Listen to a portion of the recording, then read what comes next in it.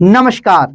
पिछले कुछ दिनों से सोशल मीडिया पर हजारों लोगों के बेघर होने की खबर लोग सोशल मीडिया पर अलग अलग तरीके से बयां कर रहे थे, क्योंकि यहां हजारों की तादाद में महिलाएं, बच्चे और आदमी ऐसी सर्द रातों में दिन और रात विरोध प्रदर्शन कर रहे थे, क्योंकि जिस घर में वह दशकों से रह रहे थे वह अब उच्च न्यायालय के आदेश के बाद जाने वाला था।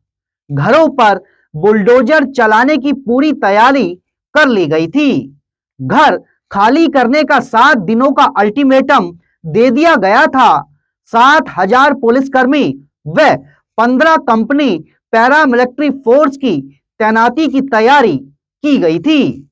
दरअसल नैनीताल हाईकोर्ट ने रेलवे की 29 एकड़ जमीन पर अतिक्रमण कर बनाए गए 4,365 भवनों को ध्वस्त करने के आदेश दिए थे। उच्च न्यायालय के हालिया फैसले के खिलाफ उच्चतम न्यायालय में अपील की गई।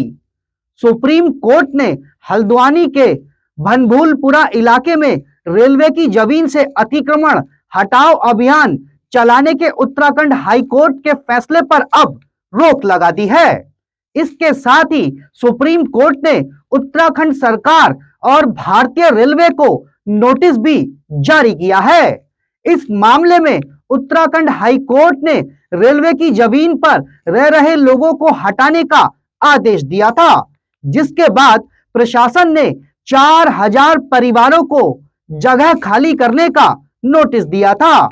सुप्रीम कोर्ट ने कहा कि इतनी बड़ी संख्या में वहां रह रहे लोगों के अधिकार का फैसला किए बगैर उन्हें ताकत के जोर पर नहीं हटाया जा सकता है।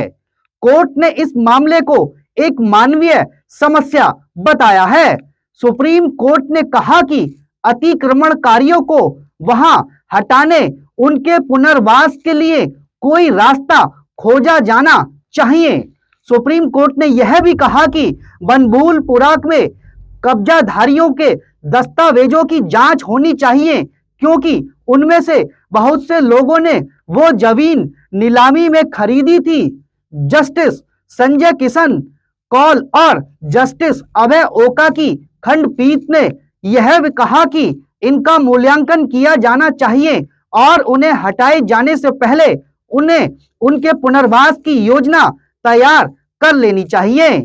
उत्तराखंड के मुख्यमंत्री पुष्कर सिंह धामी ने इस पर कहा कि वो रेलवे की भूमि है और रेल विभाग का हाईकोर्ट में मुकदमा चल रहा था।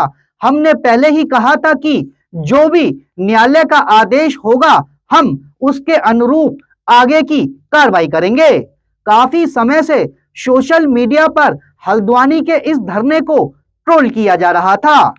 कुछ लोग इसे शाहीन बाग के धरने के नजरिए से भी जोड़कर बता रहे थे। एक बड़ी तादाद में लोग धरना दे रहे लोगों को अल्पसंख्यक बताकर रेलवे की इस कार्रवाई को सही ठहरा रहे थे, मगर बहुत ही कम लोग थे जो इतनी बड़ी तादाद में लोगों के बेघर हो जाने के बाद, बच्चों के स्कूल छिन जाने के बाद उनके पुनर्वास की बात कर रहे थे।